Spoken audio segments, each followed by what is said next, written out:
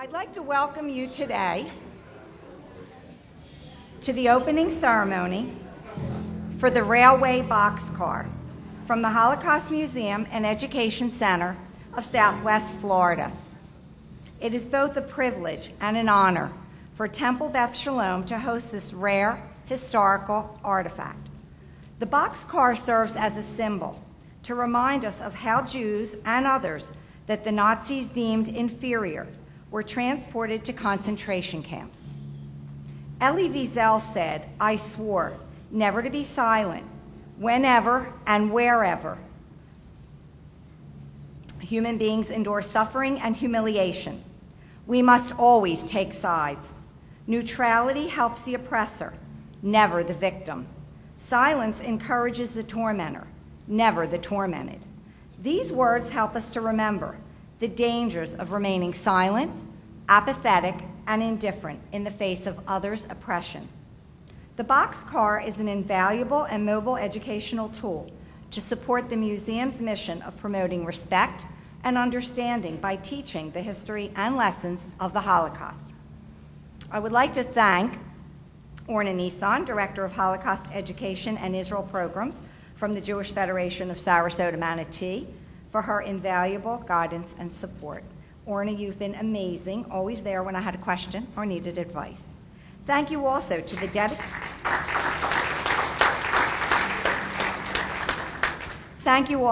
dedicated Temple Beth Shalom staff, Mitch Weiss and Elaine Tedesco, Dana and her crew,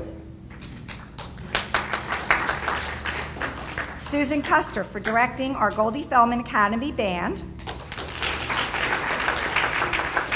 and to Hazan Jeffrey Weber for working with our student singers and accompanying them on the guitar. I would also like to thank Kavita Vasil and Flora Oynick for their expert wisdom and guidance. And now, please rise for the Hatikva, followed by the Star-Spangled Banner.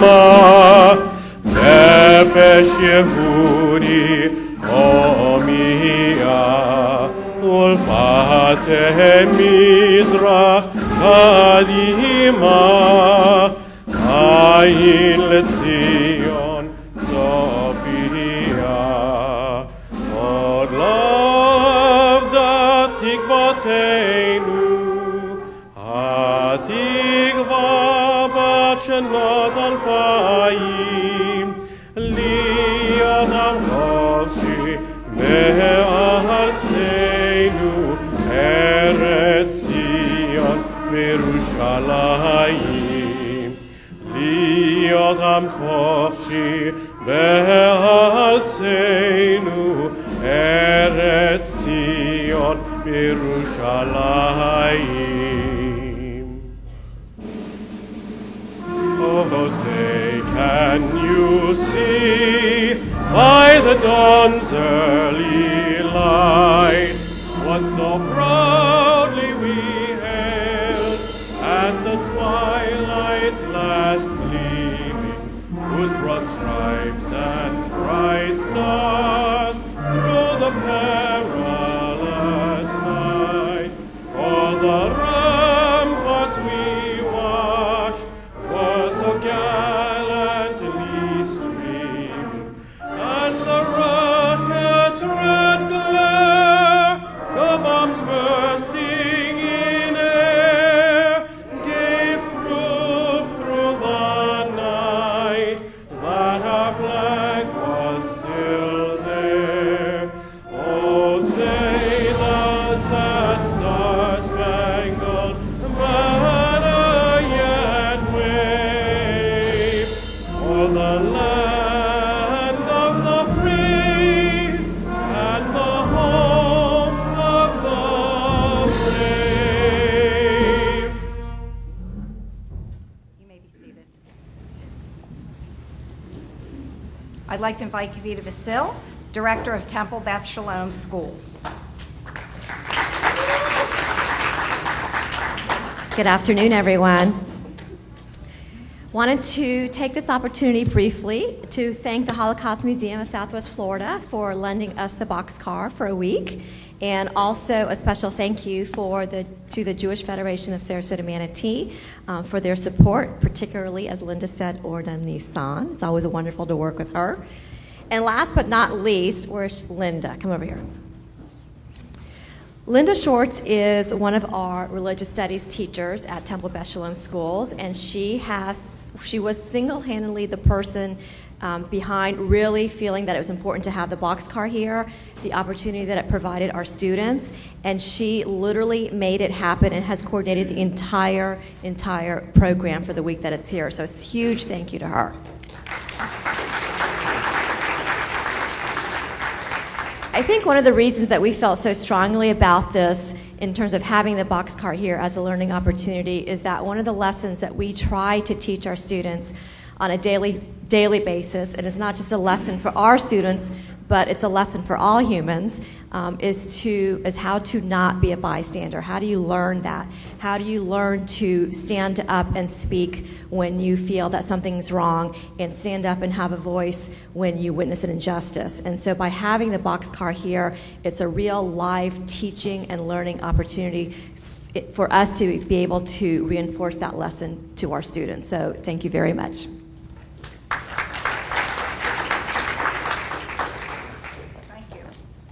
I'd like to invite Ben Weber, Alexa April, and Emma Katz, our Goldie Feldman Academy students, who will sing Ailey Ailey, accompanied on the guitar by Hazan Weber.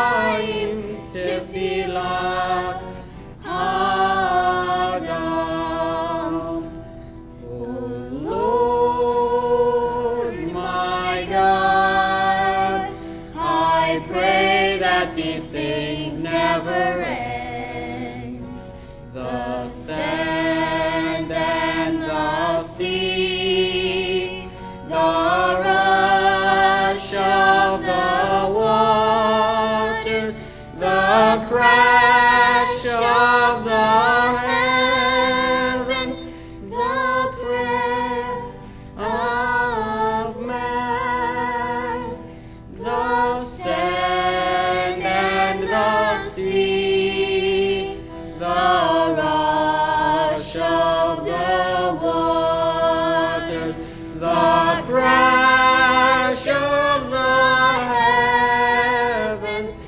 a prayer. Amen.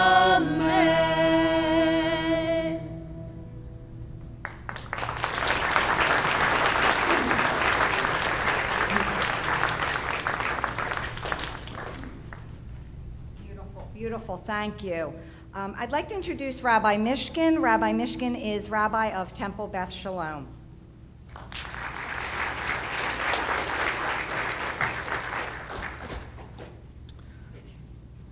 Good afternoon.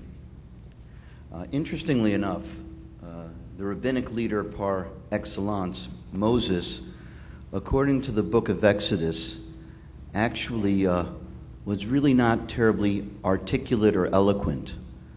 Some sources speak of the fact that he had a speech impediment. And it is somewhat uncommon to think of a rabbinic leader or any member of the clergy who would be inarticulate or unable to be eloquent. When I walked over and took a look at the boxcar, I became immediately speechless. And I don't think my words can do any kind of justice to the extraordinary pain that it represents, to the trauma that it represents, and also to the importance of memory, that we never ever forget that this nightmare happened. And so instead of offering my own words, I want to offer words of a different person, Yitzchak Katznelson. And it continued, 10 a day, 10,000 Jews a day. They did not last very long. Soon they took 15,000. Warsaw, the city of Jews, the fenced-in, walled-in city, dwindled, expired, melted, like snow before my eyes. The first to perish were the children, abandoned orphans, the world's best, the bleak earth's brightest. These children from the orphanages might have been our comfort. From these sad, mute, bleak faces our new dawn might have risen. They, the Jewish children, were the first to perish, all of them, almost all without father, without mother, eaten by cold and hunger, saintly messiahs sanctified by pain. Oh, why such punishment? Why were they the first to pay so high a price? This is how it began from the start. Oh, heavens, tell me why. Why must we be so shamed on this great earth? The deaf-mute earth's eyes seem shut, but you heavens, you saw. You watched from above, and yet you did not collapse. They are no more. Don't ask overseas about Yupitz or Kesleretsky. Don't look for Menachem Mendel's, Tevye the dairyman, Motka thieves. Don't look. They will, like the prophets Isaiah, Jeremiah, Ezekiel, Hosea, and Amos from the Bible, they will cry to you from Bialik, and they will speak to you from Shalom Aleichem and Shalom Ash's books.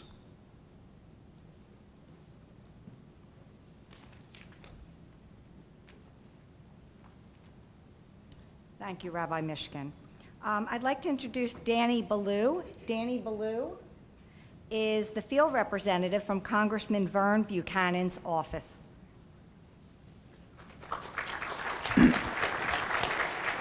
Thank you, Linda. Rabbi Mishkin, keynote speaker, Mr. Molnar, Paul Molnar, and all the distinguished guests out in the audience, especially the students here. It's vitally important that they're here today. And could we have another round of applause for those three singers and the band?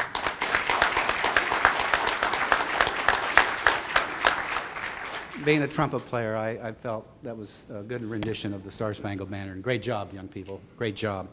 And to my new Jewish friends that I just met here this morning, Dr. Ellis and Anita Wolf from the United Kingdom. Pleasure to meet you. It's a pleasure to be here.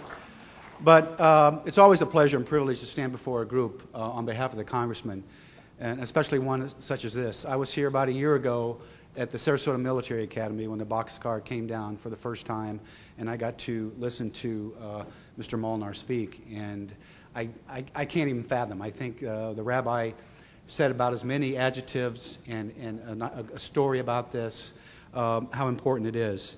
But I think Linda said it early on, how important it is, especially to the young people, to stand up for what you feel is right. And I just want you to be assured that the congressman understands the importance of the relationship between the United States and Israel, and that he will always be there, that that relationship stay strong and true, and then it's up to the rest of us to make sure that we pray and we do stand up, that something like you're about to hear will never happen again.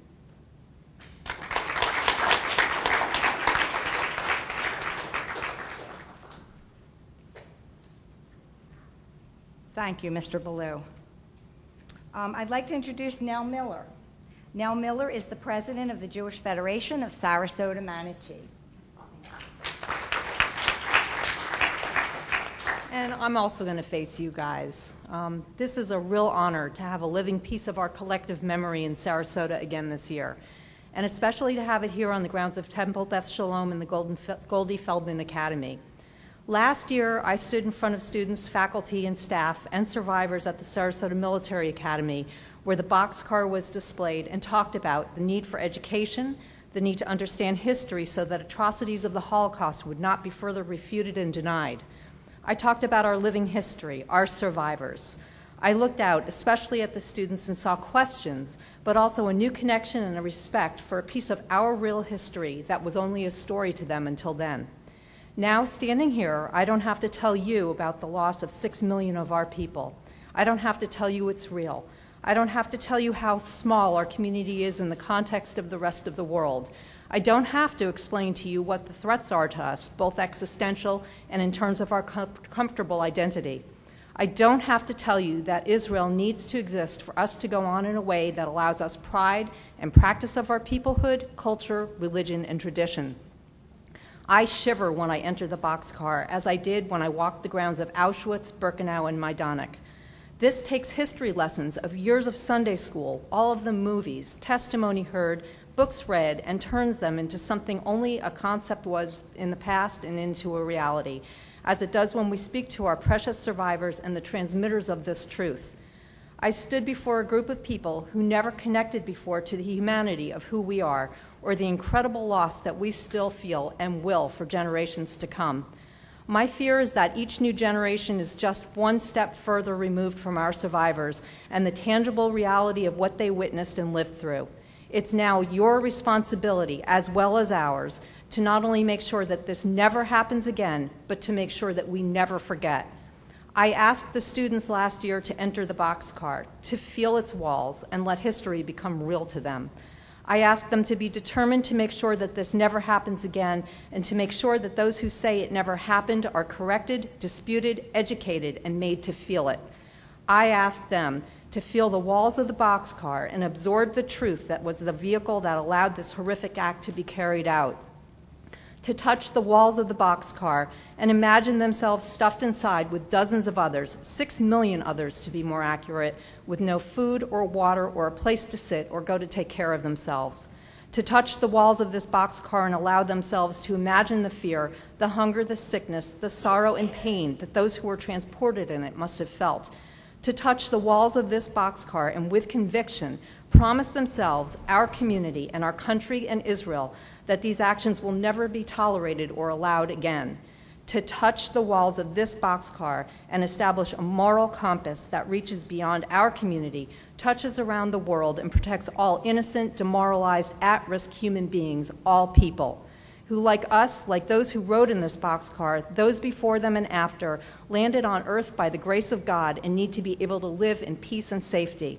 It is your job to learn our history and to use it to protect us in a future that has bright promise and hope, because we learned from our history, from our precious survivors, our rabbis, parents, and community, that we need to uphold the truth with respect and hope, and know that our future and our world have become one where we can live Jewishly as who we are as a result of those who lived before us.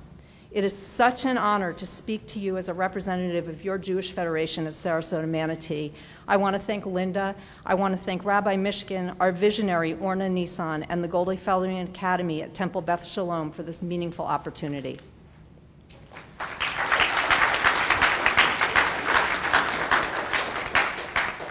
Thank you, Nell. Okay, I'd like to introduce Mr. Paul Molnar, who is a Holocaust survivor and our keynote speaker for today.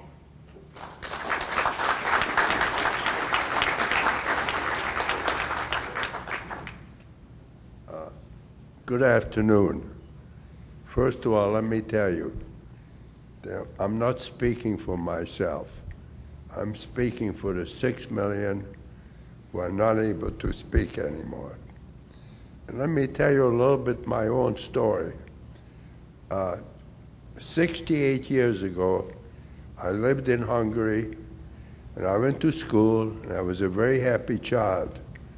And 3 days later, March 19 of 1944, German troops occupied Hungary. Within weeks, my father was gone. It was my mother, my little brother, my grandmother, and I. We were put in a ghetto. We had to wear a yellow star. But somehow we thought we were going to survive. And then early in June of 1944, about the first week, one night, Hungarian gendarmes and German troops surrounded our building, our apartment building we were in.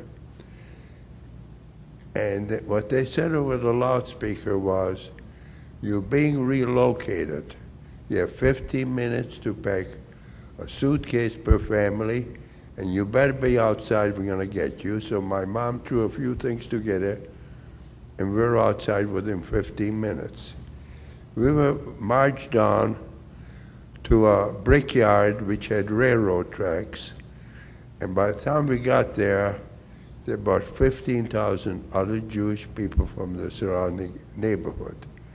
We were totally terrified. We didn't know where we're going or why we're leaving. We didn't want to go anywhere.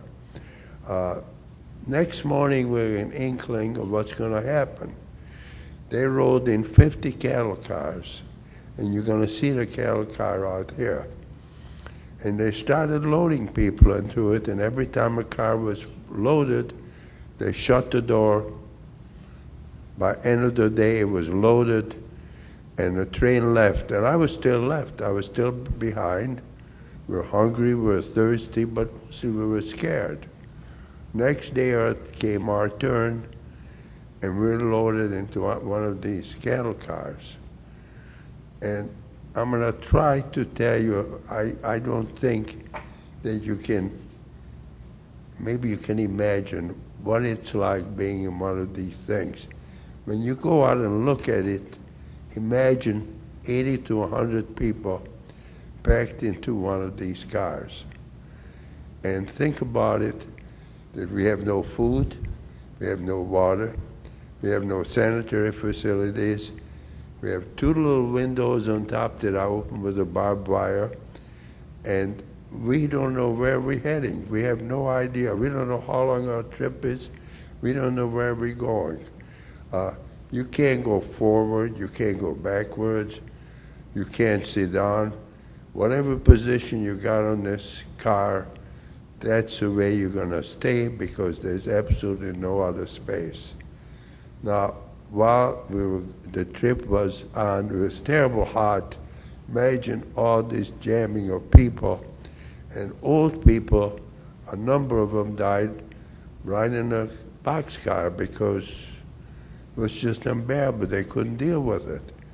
There were other people who lost their minds. They went crazy because, I mean, it was such horrible conditions. But I have to tell you that it's an experience that if you went through, you'd never forget. Now, we traveled for 2 days and 2 nights. And on the 3rd day in the morning, the train stopped. And they opened our doors. As I said, we didn't know where we're going, where we're heading, where we're going to be. They opened the doors. In front of us was a ditch. Beyond there was some funny-looking creatures in these prisoners in prisoner uniforms. Beyond there were German soldiers with guard dogs and guns. And the prisoners were running up and down the train. And what they were hollering was, heraus, heraus, which in German means get out, get out. Well, you had to jump about 10, 12 feet because we didn't have a ramp like the cattle has. So the old people like my grandma couldn't possibly do that. We had to help them out, which we did. And then we were from there chased down the road, and we didn't know where we were going. We had no idea. And we got to a spot, and there were these fancy German officers in uniforms, and they took charge. And what they were doing was they were saying, go to the left, go to the left, go to the left, go to the left. Once in a while, they said, go to the right. But most people were sent to the left. We had no inkling what that meant. My mom, who was 39, and I was told to go to the right. My little brother was 11, and my grandmother was told to go to the left. So my mother said to me, Paul, you're the adult in the family now.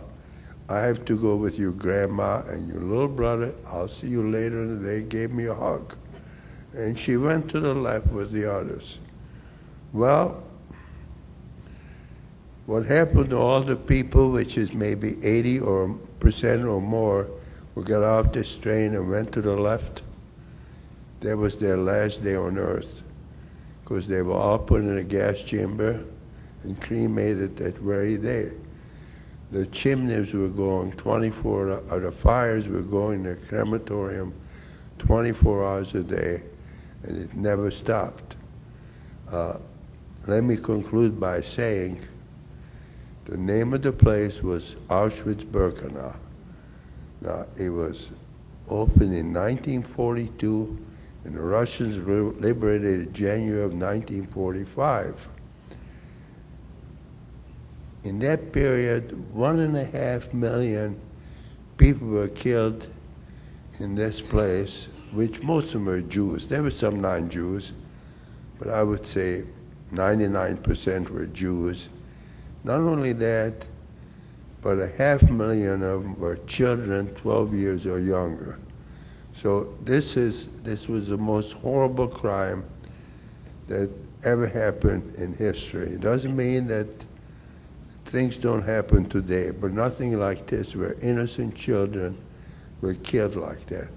So I'm going to leave you with a message. It's very simple, and that is, in order for it never happen again, what we have to strive for is to eliminate hate, because this was done by hate of people hating other people for not a reason, because they had a different religion. They didn't look any different. They were not any different.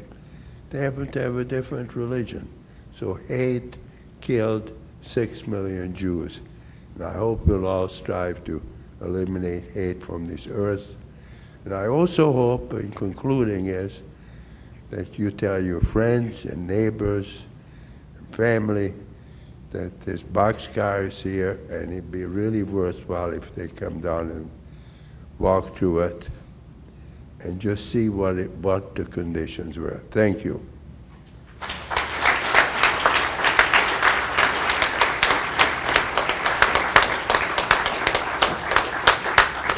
Thank you, Mr. Molnar. I'd like to invite Emma Katz, Ben Weber, Alexa April. They will sing Ani Ma'amin, I believe.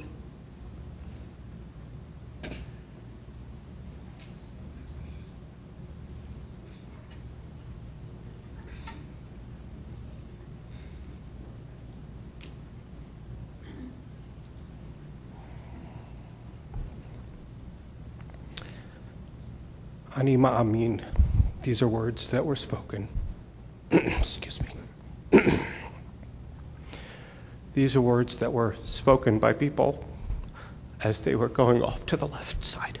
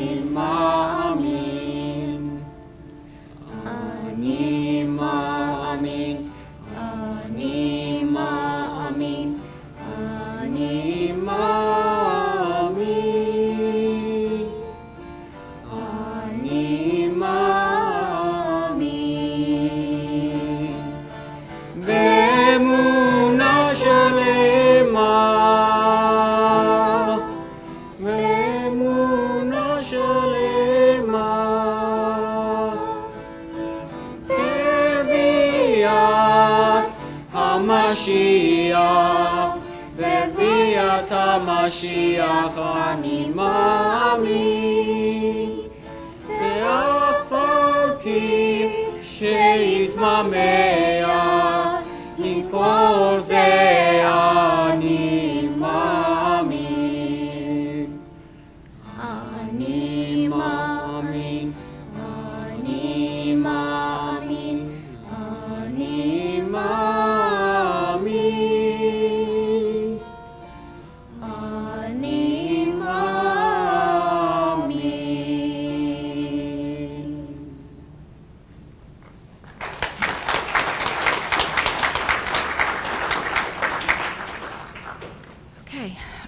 Thank you for that beautiful song. I'd like to acknowledge Mr. John Thaxton, our City Commissioner. Thank you so much for joining us today. That concludes our program inside. I'd like to invite you to come out and look at the Boxcar in the parking lot.